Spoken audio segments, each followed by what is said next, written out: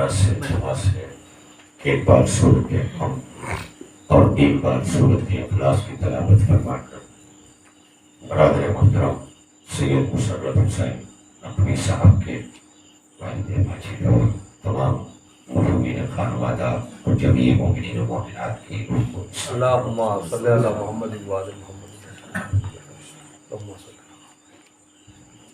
صلی اللہ علیہ وسلم بسم اللہ الرحمن الرحیم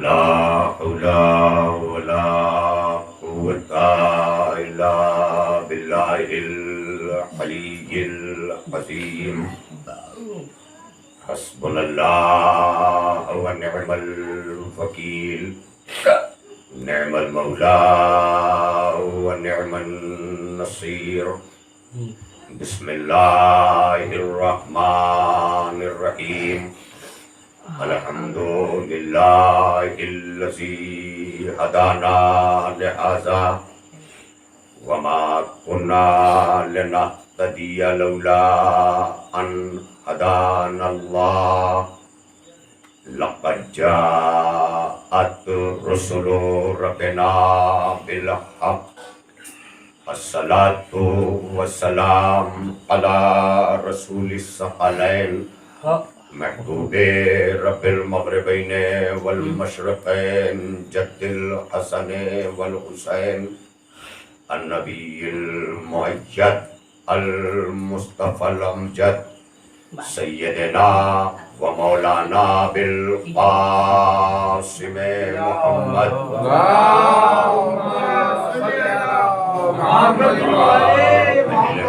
الطيبين الطاهرين المعصومين المظلومين أما بعد فقد قال الله في كتابه المجيد وفرقانه الحميد وقوله الحق بسم الله الرحمن الرحيم لقد كان لكم في رسول الله أسوة حسنة صلوات اللہم صلی علی محمد وآل محمد. بزرگان ملت، برادران ایمان، آپ حضرات کی جمائیاں اور انگڑائیاں اس بات کا ثبوت ہیں کہ آپ جلد فراغت چاہتے ہیں، اور اگر ایسا نہیں ہے تو مل جل کر آپ ایک آمادگی کی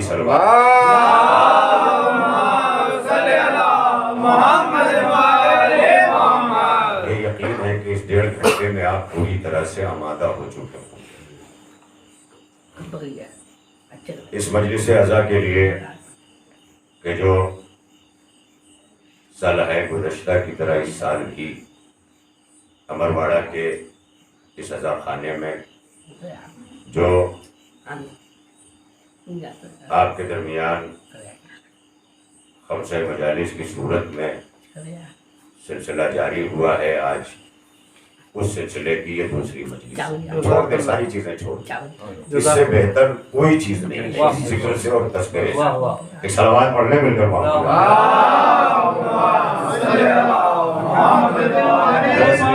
یہ خطابت کا مائک ہے ہی نہیں، یہ میوزک کا مائک ہے. یہ آپ سمجھ کے بیٹھیے تو اس کو چھوڑ دیجیے. مطلب محویت آپ کی اس طرف ہونا چاہیے جس ذکر کی طرف آپ ہیں.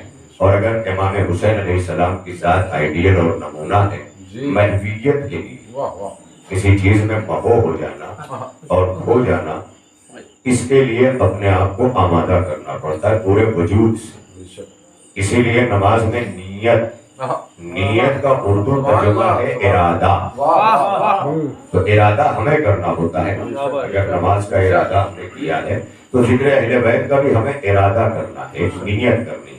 اور جب نیت ہو جاتی ہے تو محویت ایسی ہو، انسان اتنا کھو جائے، اتنا گم ہو جائے کہ کسی چیز کا پتہ نہ ہو. ایک ہندو شاعر نے بلرام پور سے سید الشہداء کے آخری سجدے پہ نگاہ ڈالی جزاک اللہ. کربلا کے میدان کا وہ سجدہ جو بھی آپ اشعار میں بھی باقاعدہ سن رہے تھے، محترم زیدی صاحب نے ہمارے پورا جو ہے وہ سجدوں کے حوالے سے ردیف پوری پیش کر دی ہے. اسی حوالے سے ہندو شاعر بلرام پور کا جو محویت سید الشہداء شہید اعظم کو دیکھ رہا ہے اور آواز دے رہا ہے حسین راز و نیاز میں ہے، حسین راز و نیاز میں ہے، انہیں کچھ اس کی خبر نہیں ہے. حسین راز و نیاز میں ہے، انہیں کچھ اس کی خبر نہیں ہے کہ شمر ان کے گلے پہ خنجر چلا چکا یا چلا رہا ہے. صلوات پڑھ لیں مل کر محمد والے.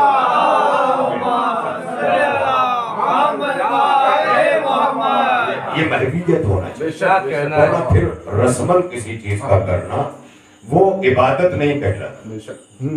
اگر فارمیلٹی ہو، رسم ادا ہو تو عبادت نہیں کہلاتی، وہ عادت کہلاتی. رسمیں عادت ہیں، عقیدہ عبادت ہے. لہذا ان باریکیوں کو سمجھنے کی سب سے زیادہ ضرورت ہے. پیش نظر رہے تو تھوڑا سا حضرات یہ سب جگہ پر کر کے قریب آ جائیں اور انشاءاللہ اسی طرح سے مجتمع ہو کر کے، کیونکہ مجلسیں ہمیں ادب سکھاتی ہیں، سلیقہ سکھاتی ہیں، یہ ہمیں پیش نظر رکھنا چاہیے. دسترخوان اگر بچھا دیا جائے اور انتظار ہوتا ہے کہ بھی ڈشیں آئیں گی الگ الگ قسم کی، تو کوئی انسان دسترخوان سے الٹا نہیں بیٹھتا. سب پلیٹ کی طرف رک کر کے بیٹھتے ہیں اور وہ پلیٹ ہمارے جسم اور شکم کو کرتا ہے، لیکن جو روح کو غذا دیتا ہے وہ ذکر محمد والے. صلوات پڑھنے مل کر محمد والے. اس کا ہر روز خیال رکھا جائے تاکہ اس کی کوئی تمہید نہ بنانی پڑے. اس لیے کہ فرش اعضاء پہ بیٹھنے والوں کی اپنی ذمہ داریاں ہیں، اپنی جو ہے وہ عبادت ہے، اور ممبر پر آنے والے کی اپنی عبادت ہے. مگر میں ہمیشہ یہ بات کہا کرتا ہوں کہ کربلا کے بعد ہمارے 8 اماموں نے جو فرش اعضاء بچھائی ہے، وہاں امام ہمیشہ فرش اعضاء کے ذمہ دار بن کے بیٹھے، ممبر کے ذمہ دار بن کے نہیں بیٹھے. یہی وجہ ہے کہ ممبر پر اپنے دربار کے شورا کو بٹھایا اور فرش اعضاء پہ بیٹھے، تاکہ جو سکھا کے جسے میں نے ممبر پر تہذیب کو بھیجا ہے وہ ممبر کی تہذیب کا ذمہ دار رہے اور آنے والی نسلوں کے لیے میں فرش اعضاء کا ذمہ دار ہوں. یہ ہے معصومیت. لہٰذا بڑی تیزی کے ساتھ میں اپنے کلمات آپ تک پہنچانے کی صحیح کر رہا ہوں. میرا موضوع آپ کے درمیان کل اعلان شدہ ہے، اسلام اور آزاداری، اور اس کے لیے قرآن مجید کا ایک مشہور سورہ ہے سورۃ احزاب. سنتے جائیں قرآن ہے، ورنہ ماشاءاللہ سے جوانیاں تو بڑھتی جائیں گی، خون میں گرمی بڑھتی جائے گی، مسلس بڑھیں گے، جم میں جا کے صحت بھی بنے گی، لیکن روح کو قوت یہی سے جب روح کمزور ہوگی تو مسلمان چاہے جتنی بڑی داڑھی کا مالک ہو جائے اللہ کا فرما بردار بندہ نہیں ہو سکتا. یہ لازم ہے. تو میں نے قرآن مجید سے، قرآن مجید سمجھ میں آ رہا ہے نا، یہ چومنے کی کتاب نہیں ہے، یہ تذکرے کی کتاب ہے. جب تک اسے چومنے کی کتاب مسلمان سمجھتا رہے گا یہ بچوں کی رسائی سے دور ہوتا جائے گا اور بلندی کی طرف. یہ پیش نظر ہے. یہ قرآن ہے، ایک کافر کو بھی دیا جا سکتا ہے اگر آپ کو یہ اندیشہ نہ ہو کہ اس کی بے حرمتی کرے گا تو ایک کافر تک قرآن پہنچانا ہے. کافر بھی قرآن کی تلاوت کرتا ہے. مہاتما گاندھی ہمارے ملک کے اتنے بڑے عظیم مجاہد آزادی اور راشٹر پتا کہلاتے ہیں، وہ خود قرآن کی تلاوت کرتے تھے، لیکن قرآن کی تلاوت کچھ نہیں دیتی، ثواب دیتی. اتنا ثواب جو ذمہ ہے وہ ہر کسی کو ملے گا، لیکن قرآن کی صدا کیا ہے؟ افلا یتدبرون القرآن. تم قرآن میں فکر کیوں نہیں کرتے؟ اس کا مطلب تلاوت کا مقصد تلاوت نہیں ہے، تلاوت کا مقصد فکر کی منزل تک پہنچنا ہے. اگر ہم فکر تک نہیں پہنچے تو ہم روح قرآن تک نہیں پہنچے. قرآن دعوت فکر دے رہا ہے، تدبر کی دعوت دے رہا ہے، اور فکر کے لیے اٹینشن ہونا، متوجہ ہونا بہت ضروری ہے. ورنہ قرآن مجید ہے، آپ تلاوت کرتے رہیے، اس کا ثواب ملے گا.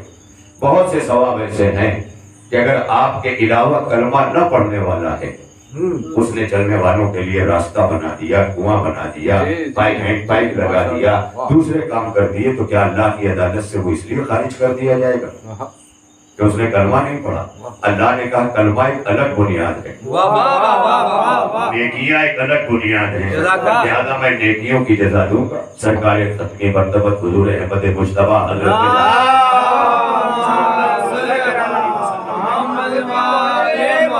اپنے زمانے میں نوشیروان عادل کی عدالت کی تعریف کی, حاتم طائی کی سخاوت کی تعریف کی ہے. یہ تو مسلمان نہ تھے, لیکن مصطفیٰ جان رحمت کا ان کی تعریف کرنا کتنی بڑی منزل پر ہے.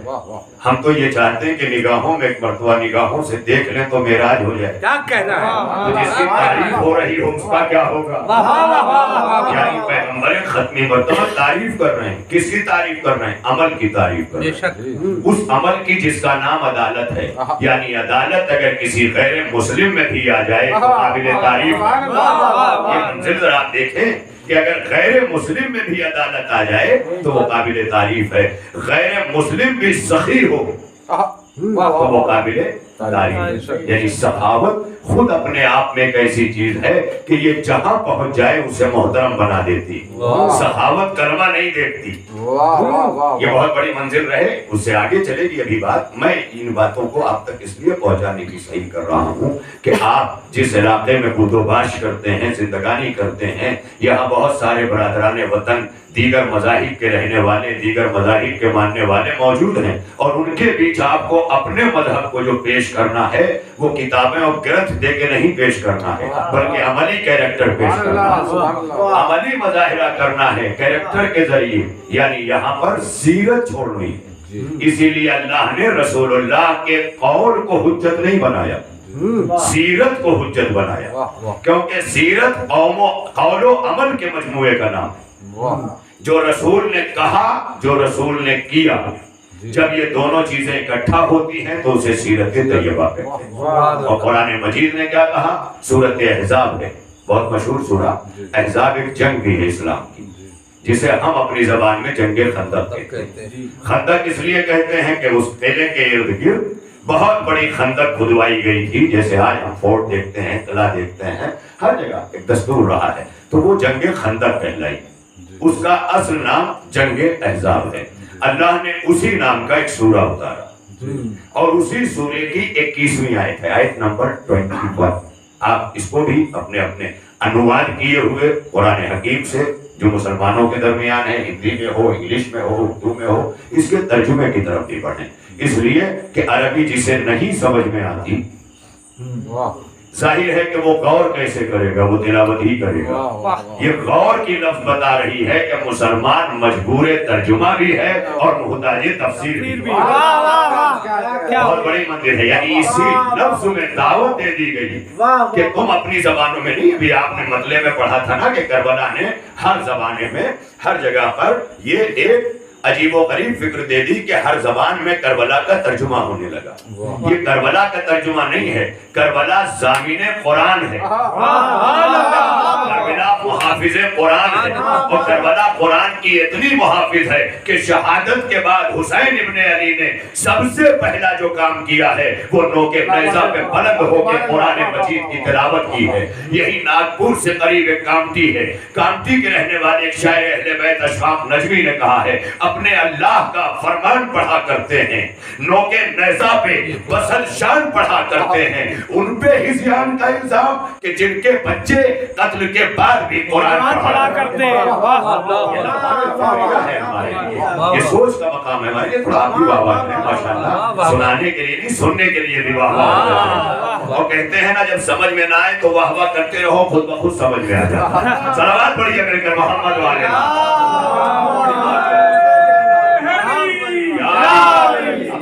بڑی تیزی سے میں سیدھا سیدھا یہ گفتگو آپ کے حوالے کرتا جا رہا ہوں. تو ظاہر ہے کہ قرآن مجید غور کرنے کے لیے جب آپ غور کریں گے تو اسی لینگویج میں, اسی زبان میں, اسی بھاشا میں جسے آپ جانتے ہو, ورنہ غور کرنے کے قابل نہیں ہو سکتے. اس کی تلاوت کریں, تلاوت کا جو ثواب ہے وہ ملے گا, لیکن ہدایت نہیں ملے گی.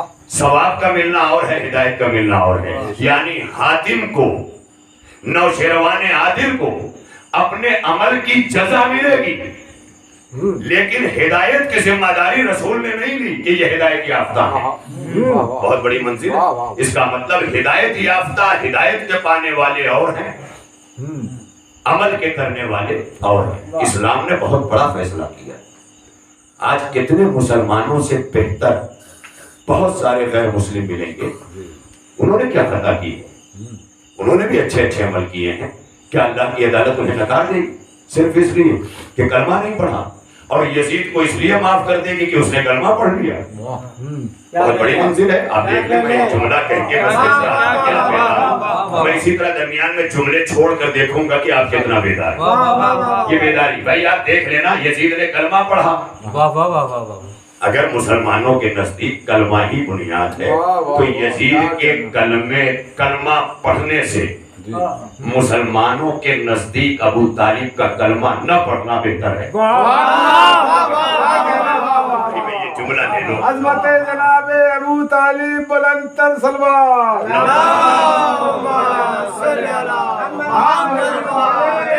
مذہب اہل بیت میں جس گھرانے کی بات ہے وہ گھرانہ نہیں کہہ رہا ہے کہ انہوں نے کلمہ نہیں پڑھا. اس گھرانے کے لوگ ابو طالب کو اپنا جد کہنے میں فخر محسوس کر رہے ہیں. علی جیسا کل ایمان ہر جنگ میں اپنے باپ سے تعارف کرانا فخر محسوس کر. آج کوئی مسلمان ہو جائے ایک اکیلا, اس کا گھر مسلمان نہ ہو, باپ مسلمان نہ ہو, تو بیٹا چھیپتا ہے. چھیپ جاتا ہے, میں لایا ہوں میرے گھر والے نے. یعنی چھیپنا بتا رہا ہے کہ گھر والوں کا کلمہ نہ پڑھنا اس کے لیے قابل عزت بات نہیں ہے. کیا کہہ رہا ہوں؟ لیکن اگر گھر والے بھی پڑھنے تو بڑے فخر سے کہتا ہے میں ہی نہیں, میرے باپ دادا بھی مسلمان ہیں. بڑی توجہ رہے, یہ بہت بڑی منزل ہے نا. اب علی جیسے کل ایمان کے باپ نے اگر کلمہ نہ پڑھا ہوتا تو علی چھیپتے, لیکن علی کا ہر میدان میں فخر کرنا نہ ہونا. ابھی طالب, میں ابو طالب کا بیٹا, ہر جنگ میں تعارف کرا رہے ہیں. ارے کوئی تو کافر کہتا کہ تم ہم سے لڑنے آئے ہو, تمہارا باپ بھی وہی ہے. کافروں میں کفر میں رہ کر کے بھی یہ جرات نہیں ہے کہ وہ ابو طالب پہ حرف لائے. یہ تو کلمہ پڑھنے کے بعد مسلمانوں کو حسد کی آگ نے بجھ جلا رکھا. خدا کی قسم اس سے آگے تو آپ خود ہی لگا لے رہے ہیں. ڈاٹ ڈاٹ چھوڑ دیا ہے. یہ فرش ازا کا فیض ہے, مجلس حسین کا فیض ہے. اگر یہاں کچھ نہ ملے گا تو علم ضرور ملے گا. اس کی ضمانت ہے, کچھ نہ ملے گا تو تہذیب ضرور ملے گی. لہذا بڑی تیزی سے میں گفتگو کرتا چلوں. میرا مقصد وہاں تک جانا نہیں ہے, فقط یہ بتانا مقصد ہے کہ اپنے کلمہ پڑھ لینے کو مسلمان تصور کر لینا کافی نہیں. کلمہ پڑھ لینا تو فقط اور فقط ایک ریچارج ہے, جیسے آپ نے موبائل میں کر دیا. لیکن یہ کیوں کیا ہے ہر صاحب عقل سوال کرے گا نا, کیوں کیا ہے؟ تو کہا اس سے موبائل ایکٹیویشن کے لیے, کال آنے جانے کے لیے, دوسرے ایپ چلانے کے لیے, اینڈرائڈ چلانے کے لیے, یہ سب کے لیے ہم نے ریچارج کرایا. اس کا مطلب کلمہ پڑھ لینا اگر مسلمان ہو جاتا تو ریچارج کر لینا بھی کافی. لیکن اس کے آگے اگر یہ سارے مقصد ہیں تو کلمہ پڑھ لینے کے بعد مقصد یہ ہے کہ اب کلمہ پڑھ لیا ہے تو ظلم نہیں کرو گے. کلمہ پڑھ لیا ہے تو ظلم نہیں کرو گے. کیوں نہیں کرو گے؟ اس لیے کہ کلمہ پڑھنے کے بعد قرآن اصرار کر رہا ہے میری طرف آؤ, اور وہی قرآن کہہ رہا ہے لعنت اللہ علی الکاذبین. وہی قرآن کہہ رہا ہے الا لعنت اللہ علی القوم الظالمین. تو جب قرآن لعنت کر رہا ہے ظلم کرنے والوں پر, تو کلمہ پڑھ کے ظلم کرنے والے اللہ کی رحمت کے سائے میں نہیں ہوں گے, اللہ کی لعنت کے سائے میں ہوں گے. اللہ کی رحمت کے سائے میں نہیں ہوں گے, اللہ کی لعنت کے سائے میں ہوں گے. اور جو رحمت کے حصار سے باہر ہو جائے وہ اس کا مصطفیٰ نبی نہیں ہو سکتا. وَمَا أَرْسَلْنَاكَ إِلَّا رَحْمَةً لِلْعَالَمِينَ. کتنی بڑی منزل ہے. یعنی کلمہ پڑھ لینے کے بعد بھی اگر ہم ظلم کر رہے ہیں تو قرآن کیا کہہ رہا ہے؟ الا لعنت اللہ علی القوم الظالمین. اللہ کی لعنت ہو اس قوم پر جو ظلم کرے. تو جب قوم ظلم کر کے ظالم ہو سکتی ہے تو فرد کی حیثیت کیا ہے؟ فرد کی حیثیت کیا ہے جب ایک اجتماع پر اللہ لعنت کر رہا ہے؟ اگر اجتماعی طور پر ظلم ہو رہا ہے تو اللہ لعنت کر رہا ہے. یہ الگ بات ہے کہ تم داڑھی دیکھ کر طالبان کو مسلمان سمجھ رہے ہو اور ہم ظلم دیکھ کر کے حصار لعنت میں سمجھ رہے ہیں. صلوات پڑھیے مل کر محمد والے.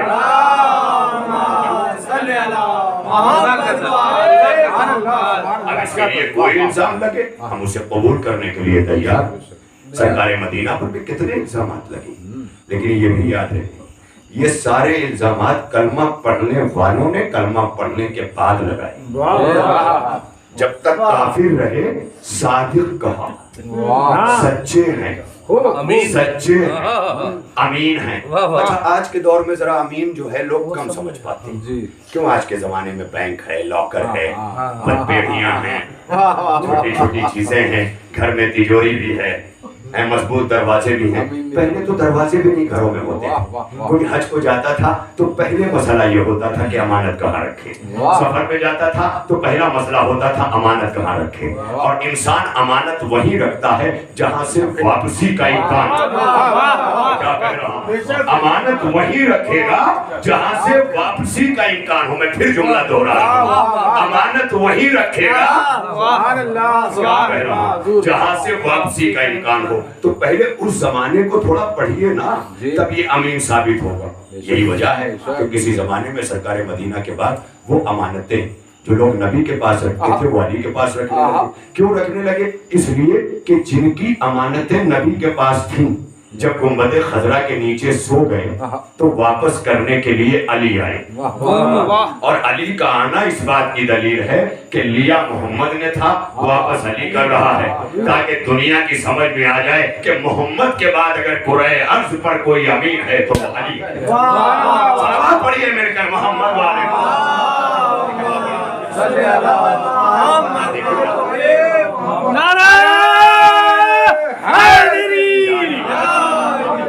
اور یہ تاریخ بھی ہے, خدا کی قسم میں اپنی جانب سے اگر کچھ پڑھوں, ریکارڈنگ بھی ہے, آپ دیکھیں, پڑھیں, ملائیں, علماء سے جائیں, جہاں بھی جسے مانتے ہیں اس سے پوچھیں. اگر یہ بات غلط ہو تو گردن میری. حتیٰ کہ جب نبی کے بعد خلافت قائم ہوئی, خلافتوں کے زمانے میں, اور یہ بھی یاد رہے کہ یہ جو بھی خلافتیں قائم ہوئی ہیں نا یہ مسلمانوں کی قائم کی ہوئی ہیں. رسول اللہ نے خلیفہ نہیں بنایا تھا. رسول اللہ کے بعد ایک مقام پر جمع ہو کر کے مسلمانوں نے اپنی پرابلم سوالو کرنے کے لیے, مسلمانوں کو اپنی پرابلم کا اتنا خیال ہے, امت کے رسول کو پرابلم کا خیال نہیں. میں کیا کہہ رہا ہوں, یہ سوچنے کا مقام ہے کہ سب کو اب اللہ کے رسول ہیں, انہوں نے تو نہیں بنایا نا, تو مسلمانوں نے بنایا. اور اس کی دلیل تو کہ آج تک مسلمانوں کا بنایا ہوا ہر خلیفہ خلیفۃ المسلمین لکھا جاتا ہے. جی واہ واہ واہ, یہ تاریخ واہ واہ واہ. خلیفۃ المسلمین یعنی مسلمانوں کا بنایا ہوا. خلیفۃ اللہ کوئی نہیں ہے. کیا کہہ رہا ہوں, تاریخ ہے اس میں ہے, جس کے آگے بھی لکھا جائے, بولا بھی جاتا ہے تو خلیفۃ المسلمین فلاں, خلیفۃ المسلمین فلاں, خلیفۃ المسلمین فلاں, حتیٰ کہ مسلمان یزید تک کو خلیفۃ المسلمین پار بھی. یہ کون سی مجبوری ہے کہ مسلمان یزید کو خلیفۃ المسلمین کہنے پہ مجبور ہوا؟ یہ مجبوری علی چھوڑنے کا نتیجہ ہے. علی چھوڑنے کا نتیجہ ہے. کیوں ہے؟ کیونکہ علی سے پہلے جتنے بھی خلیفۃ المسلمین گزرے ان سے بغاوت کو اسلام کے خلاف گردانا گیا. جو بھی کسی خلیفہ کے خلاف ہو جائے گویا وہ اسلام کے خلاف ہے, اسے فوراً الگ کر دیا گیا, قتل کر دیا گیا, ختم کر دیا گیا. کیسے کیسے اصحاب رسول کو آپ دیکھ لیں, حجر بن عدی, آپ ایسے ایسے دیکھ لیں, میثم تمار, یہ سارے لوگوں کو کیوں قتل کیا گیا, کس پاداش میں, آپ یہ دیکھ لیں. اس لیے کہ خلیفۃ المسلمین کی نہیں مانی. کیوں نہیں مانی؟ کیونکہ رسول اللہ کی مان چکے ہیں.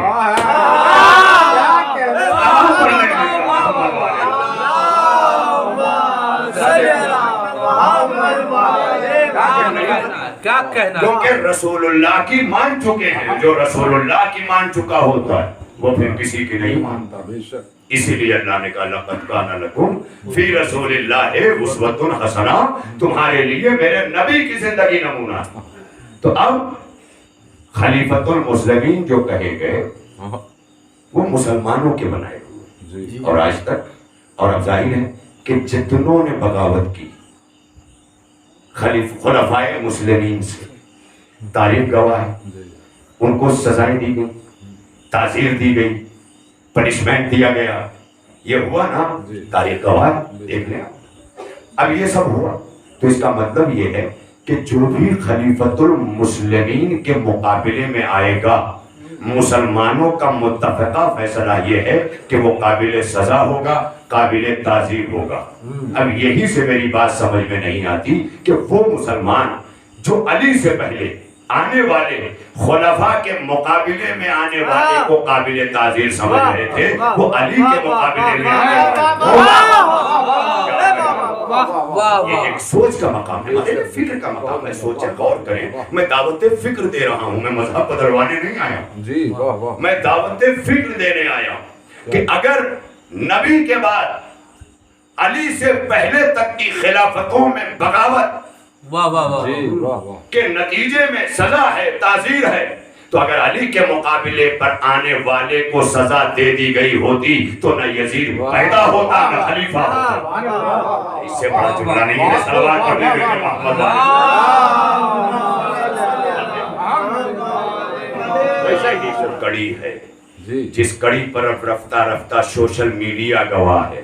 مسلمانوں کا ہر طبقہ سوچنے لگا ہے، فکر کرنے لگا ہے، چولہے ہلنے لگی ہیں، پاؤں تلے زمین کھسکنے لگی ہے، مسلمانوں کے بنائے ہوئے جال ٹوٹنے لگے، مسلمانوں کی سحر بیانی اور جادو سے لوگ آزاد ہونے لگے.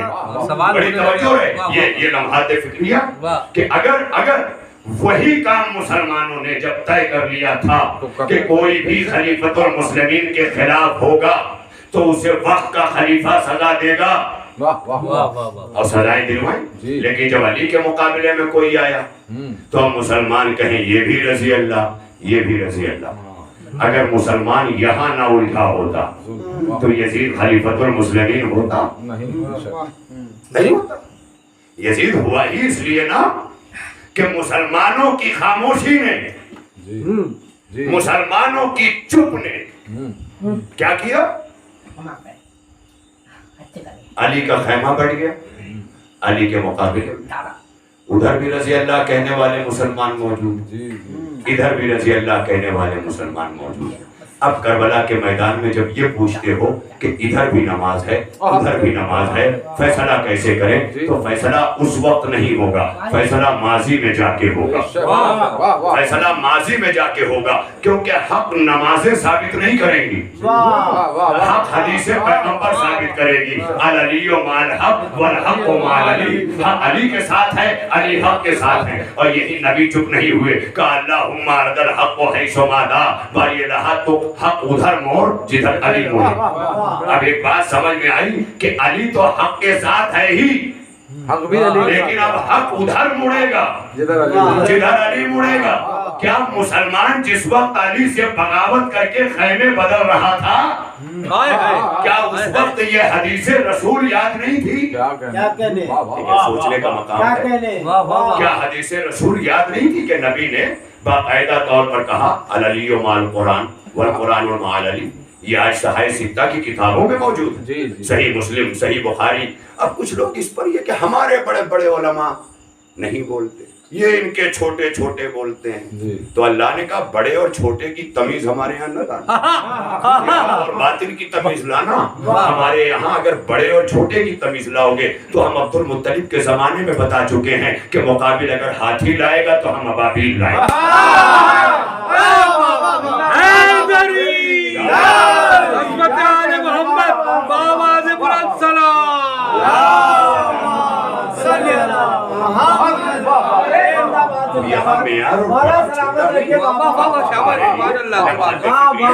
یزید آیا ہماری سے وجود میں کیوں ہوئی، یزید کی بیعت کیوں؟ سوال یہ پیدا ہوتا ہے جتنا اب میں نام نہیں لیتا ذرا، چونکہ میں ہمیشہ قائل ہوں اس بات کا کہ کسی بھی عالم میں اتحاد بین المسلمین نہ ٹوٹے، بے شک تمام اختلافات اپنی صفوں میں رہیں اور یہ اختلافات لڑائی کے لیے نہ ہوں، فکر کے لیے کیا کہنا ہے؟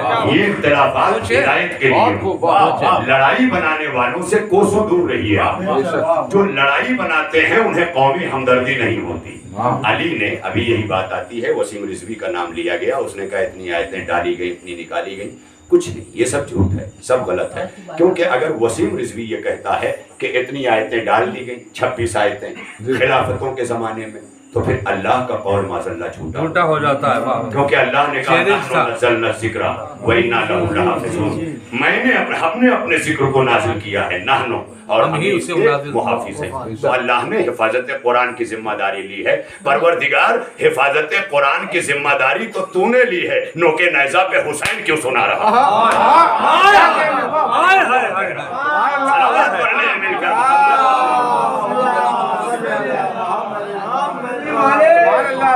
آپ کی صلواتیں بہت بڑا اجالا بنیں گی اگر آپ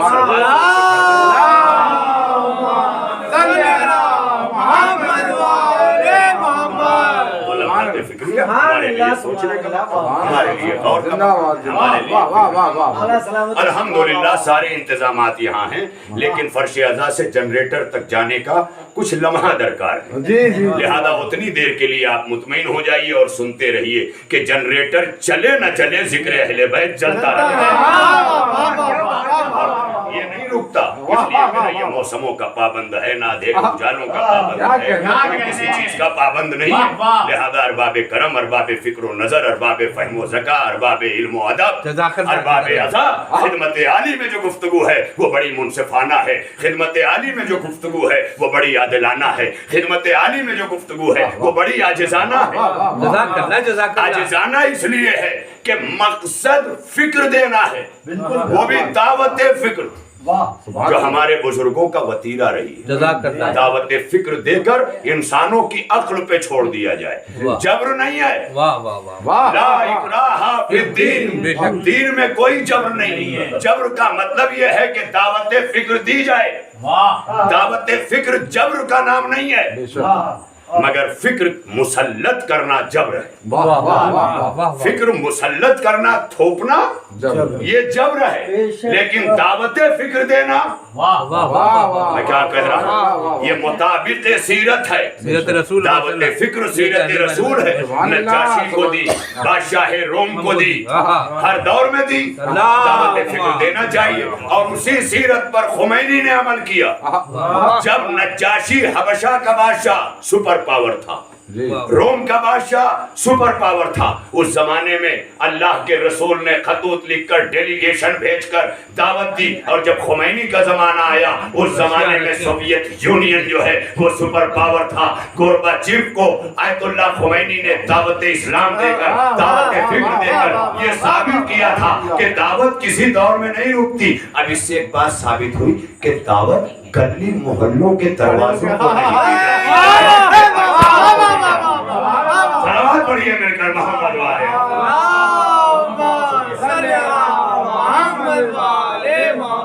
آپ تھوڑا صلوات پڑھتے رہیے تاکہ میں یہ سمجھوں کہ آپ گھبرائے نہیں ہیں۔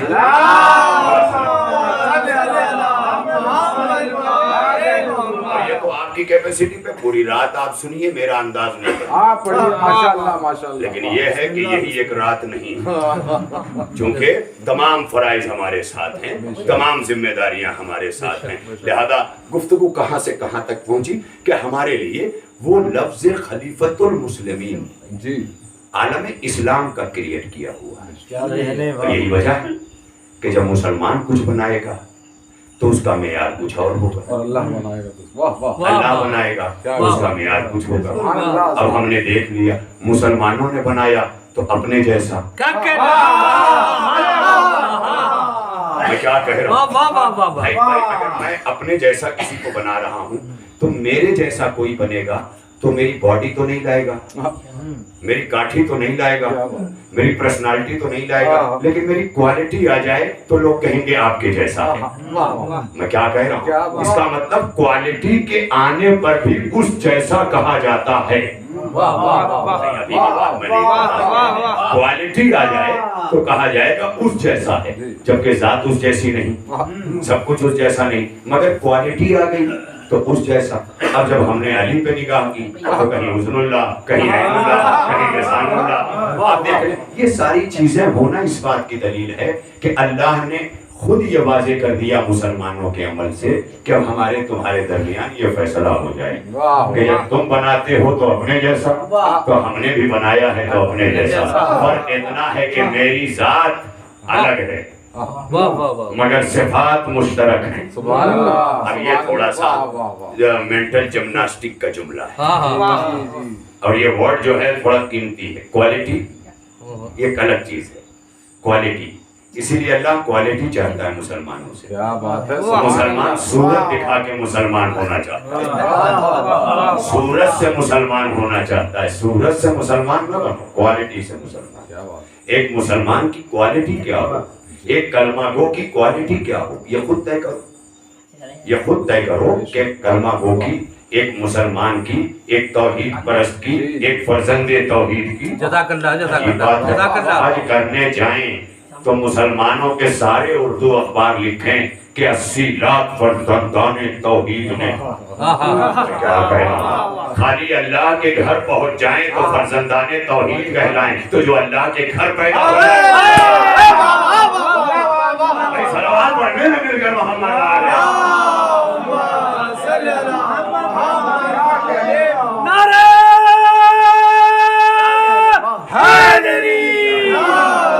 یہی لکھا جاتا ہے نا، اتنے فرزندان توحید نے۔ فرزند کا مطلب کیا ہوتا ہے؟ بیٹا۔ تو یہاں بیٹا معنی نہیں لکھا جائے گا، واہ واہ واہ واہ، ماننے والا، ہائے ہائے، توحید کا ماننے والا، اس کا مطلب کہیں پر ماننے والا بھی بیٹا کہنا فرزند توحید ہے۔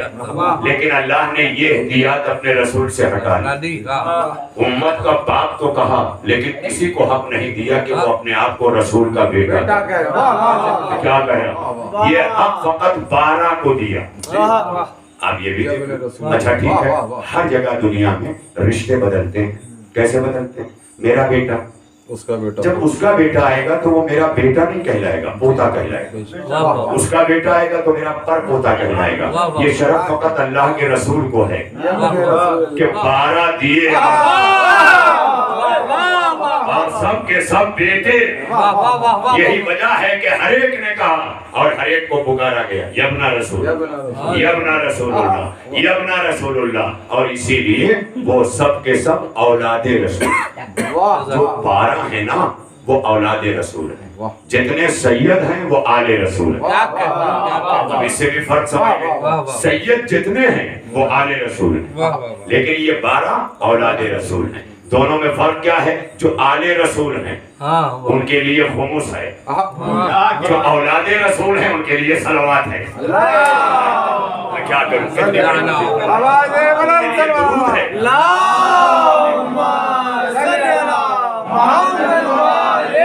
ان کے لیے درود اللہ نے رکھا۔ وہ 12 وہ ہیں جن کے لیے خمس نہیں، خمس آل رسول کے لیے، اولاد رسول کے لیے صلوات ہے۔ لہذا کوئی بھی سید ہو وہ احترام میں آل رسول تو ہے لیکن مستحق صلوات نہیں ہے، مستحق درود نہیں ہے۔ یہی بتانے کے لیے اللہ نے ایک فرق رکھا کہ جو میرے 12 عصمتوں کے لال ہیں یہ میرے ساتھ میرے درود میں شامل ہے، کیونکہ یہ میرے ساتھ قصہ میں ہیں، یہ میرے ساتھ مباہلے میں ہیں۔ لیکن آپ کہاں ہیں؟ اللہ کا رسول لے کے جا رہا ہے۔ لہذا اللہ نے واضح کر دیا کہ دیکھو میرا قرآن یہ تعارف کرائے گا، میرے رسول کی سیرت یہ تعارف کرائے گی۔ اب ڈھونڈنا چاہتے ہو نا قرآن کہاں ہے؟ میرے رسول کے وجود میں ڈھونڈو، دیکھو۔ اور یہ جاننا چاہتے ہو اسلام میں عمل کیا ہے؟ میرے رسول کی سیرت تمہارے لیے حجت ہے، تمہارے لیے نمونہ ہے۔ شیعہ ہو، سنی ہو، دیوبندی ہو، بریلوی ہو، اہل حدیث ہو، حنفی ہو، شافعی ہو، مالکی ہو، حنبلی ہو، جتنے بھی فرقے عالم اسلام کے ہیں ہر ایک کے لیے حجت جو ہے وہ سیرت رسول ہے۔ شیعہ اگر سیرت رسول کو حجت نہ مانے تو شیعہ نہیں، مسلمان نہ رہ جائے گا۔ سنی سیرت رسول کو حجت نہ مانے تو سنی ہی نہیں، مسلمان نہیں رہ جائے گا۔ لیکن آج مسلمان چھوٹا ہو گیا ہے، شیعہ سنی بڑا ہو گیا ہے۔ کیا بات ہے، کیا بات ہے، واہ واہ واہ واہ واہ آپ دیکھ لیں مسلمان لفظ چھوٹا ہو گیا، شیعہ سنی بڑا ہو گیا. کیوں ہوا؟ اس لیے کہ اسلام چھوٹا ہو گیا، فرقے بڑے ہو گئے.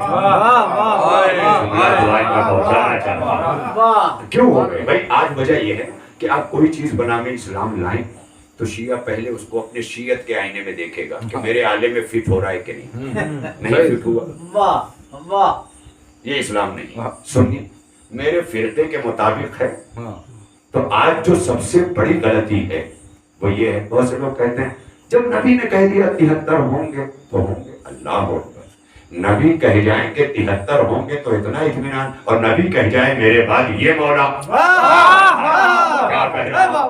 آپ دیکھ لیں ہر مسلمان آج یوں ہاتھ منقل کے وضو کر کر کے مسجدوں میں بات چھیڑ دیجیے. کیا کہے گا؟ نبی کہہ گئے. نبی جھوٹے ہو سکتے ہیں؟ نبی نے کہا ہے تو 73 ہوں گے. اس کا مطلب ماشاءاللہ سے نبی دنیا میں اس لیے آئے تھے کہ اسلام کے 73 فرقے بنا کے چلے گئے. اس کا مطلب تو یہی نکلا کہ بھائی نبی کہہ گئے تو 73 ہوں گے. اور جب ہوں گے اتنا اطمینان ہے فرقے بنا بنا کے فرقوں میں رہنے کا. یہ کیوں نبی کہہ گئے میرے بعد 73 ہوں گے؟ اس لیے کہہ گئے کہ میری ہر بات کو نہیں مانو گے. اس کے پیچھے تو دیکھو، اگر علی کو مولا مان لیا ہوتا تو کوئی فرقہ ہی نہ ہوتا. کوئی فرقہ ہوتا نہ ہوتا، کیونکہ نبی کے زمانے میں کوئی فرقہ رہا ہی نہیں. نبی کے بعد علی ہے، علی کے بعد حسن. اگر علی کے مقابلے میں کوئی اٹھے تو فرقہ بنے گا. اب دیکھ لیں آپ، میں نے واضح کہا ہے، میں جانتا ہوں میں پوری دنیا میں اس وقت آل انڈیا مسلم پرسنل لا بورڈ جو تمام عالم اسلام کے تمام مکاتب فکر کا ہندوستان کے اندر نمائندہ ادارہ ہے، جس کا پریسیڈنٹ ہمیشہ برادران اہل تسنن میں، جس کا وائس پریسیڈنٹ ہمیشہ شیعوں سے لیا جاتا ہے. ابھی ہمارے درمیان سے ڈاکٹر مولانا کلب ساجد صاحب اٹھ گئے ہیں، مسلم پرسنل لا کے برادران اہل سنت سے ولی رحمانی صاحب اٹھ گئے. یہ ساری چیزیں ہیں، لیکن یہ کارواں آگے بڑھ رہا ہے. یہ پرسنل لا بورڈ تمام مسلمانوں کے مشترکہ ایجنڈے کے طور پر ہندوستان میں بنایا گیا، اور یہ چیخ کے کہتا ہے کہ قیامت تک شریعت نہیں بدل سکتی. کیا کہیں آج ہندوستان میں ہر فرقے کا مسلمان وکیل صاحب سپریم کورٹ میں چیخ کے کہتا ہے کہ مسلم پرسنل لا ناقابل تبدیل، ناٹ فار چینج. اس میں کوئی چینج نہیں ہو سکتا. کیوں نہیں ہو سکتا بھائی؟ دنیا کے ہر قانون تو یہاں چینج ہو رہے ہیں. آج یہ قانون تھا کل وہ آئے گا، یہ پرائم منسٹر بدلا تو دوسرا لایا، وہ پرائم منسٹر بدلا تو دوسرا لایا. کیونکہ یہ سارے پرائم منسٹر جاتے ہمارے ووٹوں سے ہیں، کرتے اپنی مرضی کا کام. یہ بدل رہا ہے، قانون بدل رہا ہے، لیکن اللہ کا قانون قیامت کی سرحد تک نہیں بدلے گا. یہ کیوں اللہ نے ایسا کہا؟ کبھی سوچا کیوں؟ اس لیے کہ ہمارے آپ کے قانون عادت اور ضرورت کے ہیں. اللہ کا قانون فطرت کا ہے، شریعت تو فطرت کی تربیت کا نام ہے. جو آگے فطرت کی تربیت کرے اس کا نام ہے شریعت. میں کیا کروں، ذرا گاڑھا ہو رہا ہے نا، مگر ماشاءاللہ سے آپ کی سماعتیں مجھے حوصلہ دے رہی ہیں. میں قلت و کثرت پہ نہیں جاتا، کیونکہ جب کمی ہوتی ہے تو ہر ایک ذمہ داری کا احساس کرتا ہے، اور جب مجمع زیادہ ہوتا ہے سب ایک دوسرے پہ ڈال دیتے ہیں. میں نہ صحیح تو وہ تو سن ہی رہا ہے، میں نہ صحیح تو وہ تو کر ہی رہا ہے. لیکن جب کم ہوتے ہیں تو ہر ایک سوچ رہا ہے میں نہ سنوں گا تو کون سنے گا. صلوات پڑھیے میرے محمد والے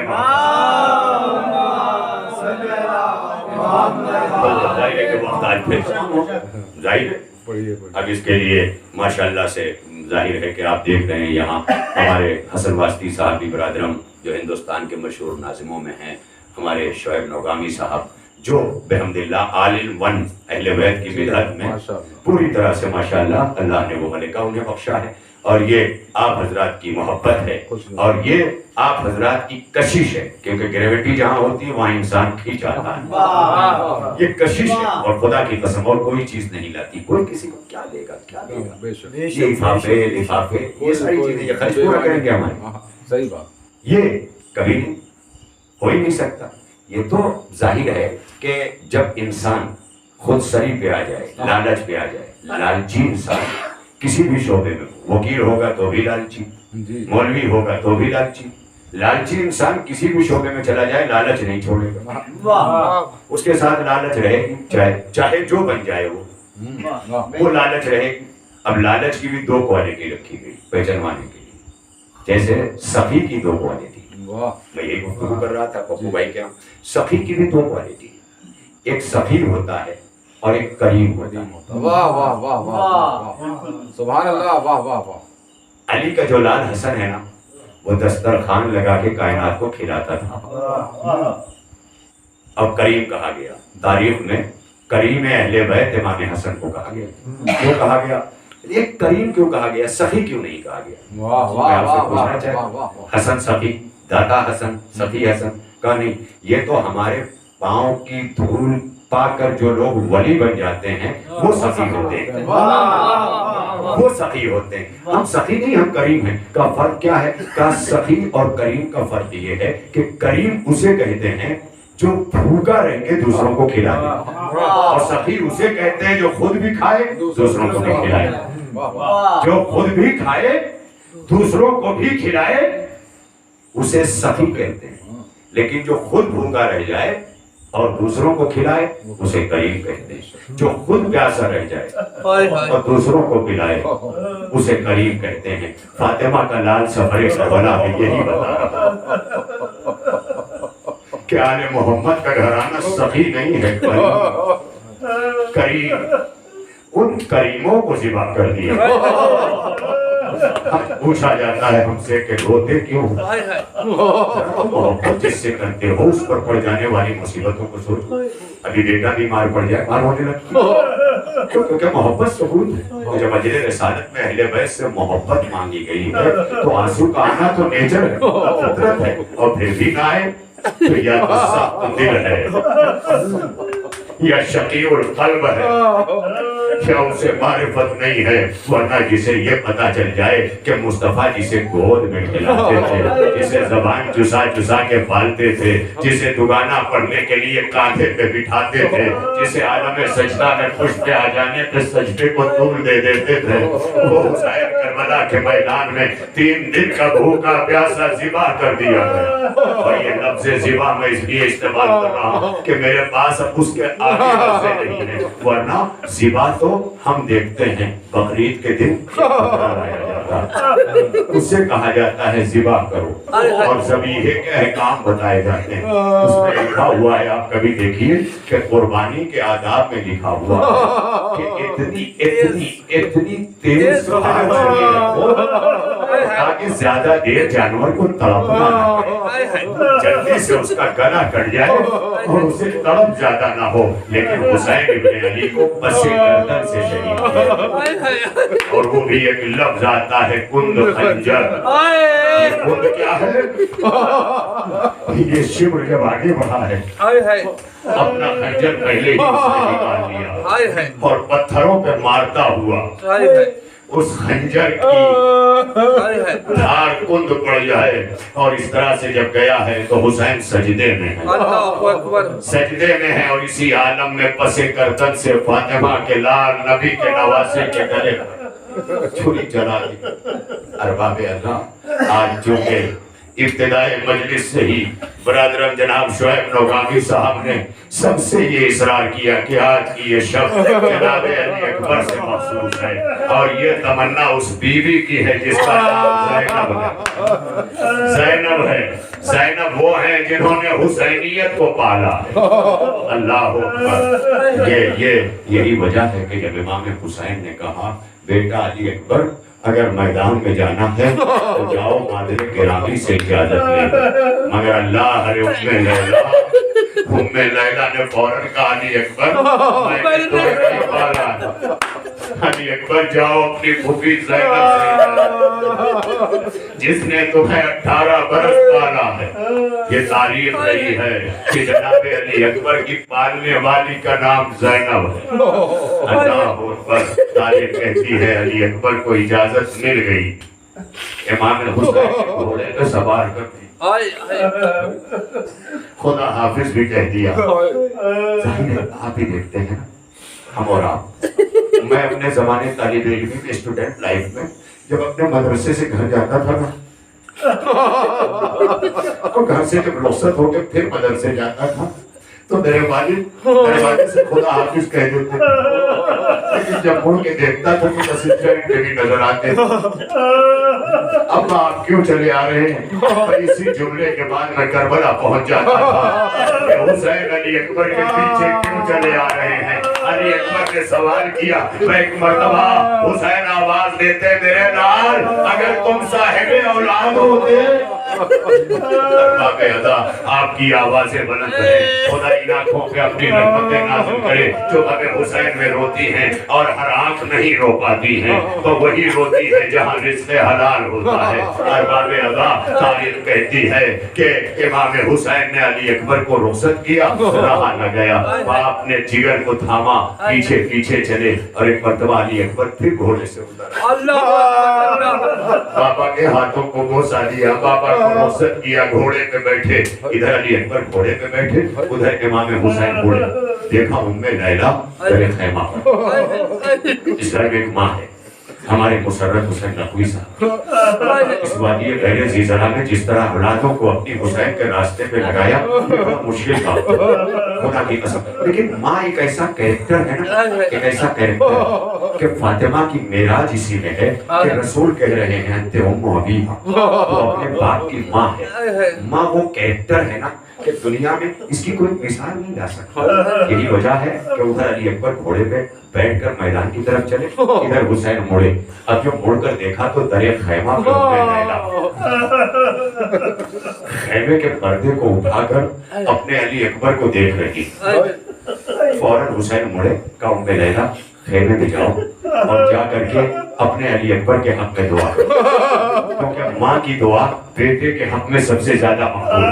एक जुमला पूछना चाहता हूँ और उस माँ को भी सलाम करते हुए पैगाम देना चाहता हूँ कि वक्त का इमाम करबला में है। इमाम इशारा कर दे तो लौहे महफूज का मुकद्दर बदल जाता है। इमाम इशारा कर दे तो ना करने वाले औलादे राहिब को साथ साथ मिल जाते। वो हुसैन जो बचपन में लौहे महफूज का मुकद्दर बदल के राहिब को साथ बेटे दे चुका है, वो हुसैन तो कह सकता था ना कि परवरदिगार मेरे लिए अकबर की माँ से कहा, ताकि कयामत तक की औलादों की यह समझ में आ जाए कि जब वक्त का इमाम भी नहीं रहेगा तो माँ रहेगी। अपने अपनी माओ से दुआ करवाना। अरबाब अदा माँ की अजमत को करबला में हुसैन उस वक्त पेश कर रहे हैं जब कड़ियत जवान को मक्तल में। अब इसके बाद भी अगर किसी को माँ याद न रहे तो उसका कलमा पढ़ना बेकार, उसका नमाजें पढ़ना बेकार, उसका रोजे रखना बेकार। जिससे उसकी माँ नाराज हो वो बूए जन्नत भी नहीं सोच सकता। लिहाजा हुसैन ने करबला के मक्तल से माँ के मर्तबे को जाहिर किया कि उम्मे लैला जाओ खेमे में दुआ करो। जानते क्या हुआ? उम्मे लैला खेमे में आई, कौन सा काम किया? नहीं मानी, मुसल्ला बिछा दिया, मुसल्ला बिछा के 2 रकात नमाज अदा की। ये है दुआओं के मांगने का तरीका जो उम्मे लैला करबला से बताया। कायनात के हर इंसान को मुसल्ला बिछाया, 2 रकात नमाज अदा की, हाथों को बुलंद किया, आंचल को उठाया और उठा के कहा, ए यूसुफ को याकूब से मिला तो मेरे यूसुफ करबला अली अकबर को मुझसे मिला दे। अब ये जुमला मुझे कहने का जी चाहता, करबला के मैदान में जितने शहीद रुखसत लेके गए हैं वो पलटकर मैदान से नहीं आए, हुसैन लेके आए, हुसैन लेके आए। लेकिन अली अकबर पलट के आए। क्या कहोगे इसे? ये अली अकबर नहीं पलटे हैं, ये माँ की दुआ है जो कबूल हुई। ये माँ की दुआ है जो हुसैन के कहने पे की गई। और फौरन अली अकबर पलट के आए। एक जुमला है तारीफ में, कह रहे बाबा थोड़ा सा पानी मिल सकता? अली अकबर को तो पता है ना कि खेमे में पानी, मेरा अली असगर प्यासा है। सकीना बच्चों को नहीं अली अकबर पानी नहीं मांग रहे हैं, ये तो बहाना है फकत बाबा से, वरना अली अकबर को माँ की मकबूल दुआ लाई। अरबाब अज़ा अब अली अकबर जब पलट के गए ना तो अली अकबर नहीं आए, एक सदा आई हुसैन के कानों में, या बताओ अलैका बिन्ना सलाम। ए बाबा हमारा आखिरी सलाम ले लीजिए। यहाँ भी एक लम्हे फिक्रिया है। हर शहीद ने कहा आका हमारी मदद को आइए, लेकिन अली اکبر جیسا کڑیل جوان جانتا ہے میرا بابا لاشوں پہ لاشیں اٹھا رہا ہے، کڑیل جوان کی میت ہے، لہذا مدد کو نہیں پکارا، بابا میرا سلام لے لیجئے، یا بتاؤ علیکم منا السلام، اے میرے بابا میرا آخری سلام لے لیجئے۔ اب حسین کے کانوں میں جب یہ صدا آئی نا تو یہ تو ہم جانتے ہیں کہ عباس جا چکے، کمر جھک گئی، عباس کے جانے سے تاریخ میں ہے کہ ادھر عباس گھوڑے پہ بیٹھے، ادھر کمر تھام کے زمین پہ حسین بیٹھ گئے، کمر جھک گئی تھی حسین۔ لیکن جب کڑیل جوان نے پکارا تو جس طرح غم یوسف میں رونے پر یعقوب کی نگاہیں کمزور پڑ گئی نا، اپنے یوسف کربلا علی اکبر کو مقتل میں زخموں کی تاب نہ لا کر آواز جب سنی نا تو آنکھوں کے سامنے حسین کے اندھیرا چھا گیا۔ 3 دن کا پیاسا ہے حسین، 3 دن کا بھوکا ہے حسین، 3 دن سے لاشوں پہ لاشیں آج اٹھا رہا ہے، صبح سے لاشوں پہ لاشیں اب اس عالم میں جب کڑیل جوان نے پکارا نا تو جھکی ہوئی کمر ہے، آنکھوں کے سامنے اندھیرا ہے اور سامنے مقتل میں جانا ہے۔ یہی وجہ ہے کہ حسین چلتے چلتے کبھی گر جاتے ہیں، جب گر جاتے تھے نا تو کبھی گھٹنوں کے بل کیونیوں کے بل، جیسے ایک بچہ اپنی ماں کی گود کی طرف پڑتا ہے، اس طرح حسین پڑھتے ہوئے مقتل میں آئے۔ ایک مرتبہ علی اکبر کے جب قریب پہنچے تو دیکھا علی اکبر اپنا سینہ سختی سے بھیجے ہوئے، ہاتھ لگایا، کہا میرے لال یہ سینے پہ ہاتھ کی سختی، کہا بابا سینے میں برچھی کی انی ٹوٹ گئی۔ انی ٹوٹ جانے کا مطلب سمجھتے ہیں؟ تیر نیزہ دونوں میں فرق ہے۔ جیسے جیسے یہ آپ جانتے ہیں تو تیر نہیں لگا ہے، نیزہ لگا، اس کا پھل بڑا ہوتا ہے، جب وہ سینے میں جا کے چبھ جائے تو وہ باہر نہیں آتا۔ میرے لال ہاتھ کو ہٹایا، امام حسین نے کوشش کی اپنے کڑیل جوان کے سینے سے برچھی کا پھل آستینوں کو پلٹا، یا علی کہہ کے جب نکالا تو برچھی کے ساتھ علی اکبر کے کلیجہ اس عالم میں حسین نے اپنے علی اکبر کے کلیجے سے خون کا فوارہ دیکھا۔ اور اب آپ یہ بھی سنتے ہیں نا کہ حسین اس لاشے کو مقتل سے جب لائے۔ اب میں آپ سے پوچھنا چاہتا ہوں، اگر آپ رونے پہ آمادہ ہیں، اللہ آپ کو کوئی نعمت دے، کوئی آنکھوں پہ رحمت نازل کرے، خدا آپ کو اس کا اجر دے، اس کی جزا دے۔ اب سن لینا، خدا کی قسم جو میں جملہ دینے جا رہا ہوں، جس کی کمر جھکی ہوئی ہو، جس کی آنکھوں سے نہ دکھائی دے رہا ہو، اس کے سامنے 18 برس کا کڑیل جوان بیٹھا، اس کا لاشا پڑا ہو، وہ اٹھائے کیسے؟ تاریخ سے پوچھنے پہ مجبور تھا کہ تاریخ یہ بتا کہ حسین نے یہ لاشا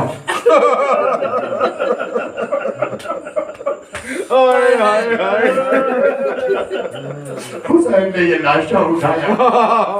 جانتے ہو میں نے تاریخ سے جب پوچھا تو کیا جواب آیا؟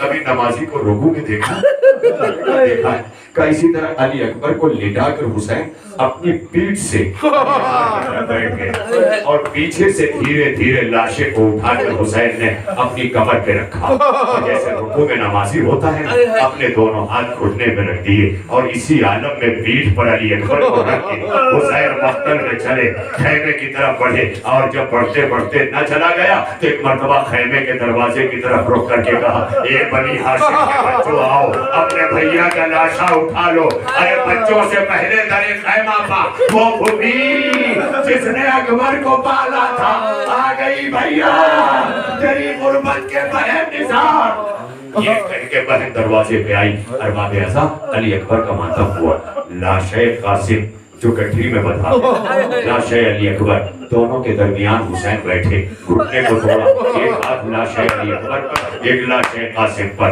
سر آسمان کی طرف اٹھا کے حسین کہتے ہیں، واہ غربتا، واہ غربتا، حسین غریب ہو گیا۔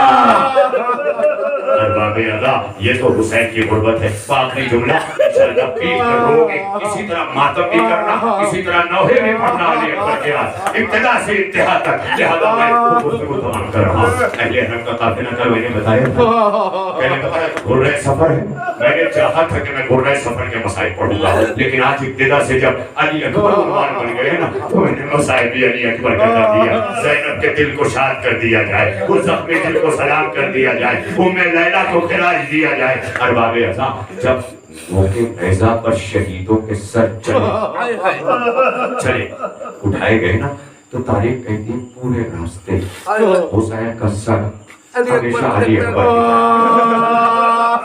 ابھی آپ سنتے ہو نا کہ علی اکبر رسول اللہ کی شبیہ تھے، گویا سر کٹانے کے بعد بھی حسین کی نگاہ رسول اللہ کی طرف، لہذا دیکھتے رہے۔ جب یہ قافلہ شام کے قریب، ابھی شام آنے والا، باب الساعات سے پہلے ایک عیسائی بستی آئی، اس بستی کے قریب اہل حرم کا قافلہ رکا۔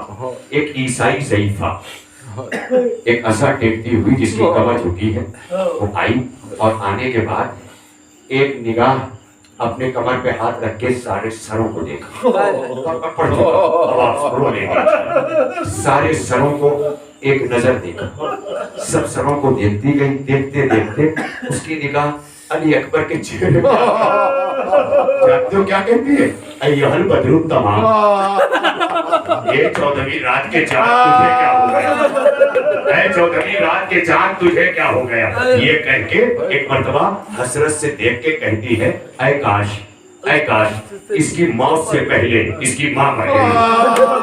مر چکا ارباب اللہ جب یہ جملہ کہا ہے کاش اس کی موت سے پہلے اس کی ماں مر گئی ہو، ناکے سے ام لیلا نے آواز دی اے بی بی ایسا نہ کہو اس کی ماں زندہ ہے، میں ام لیلا اپنے علی اکبر کی ماں ہوں، میں اللہ لعنت اللہ کے عمر الظالمین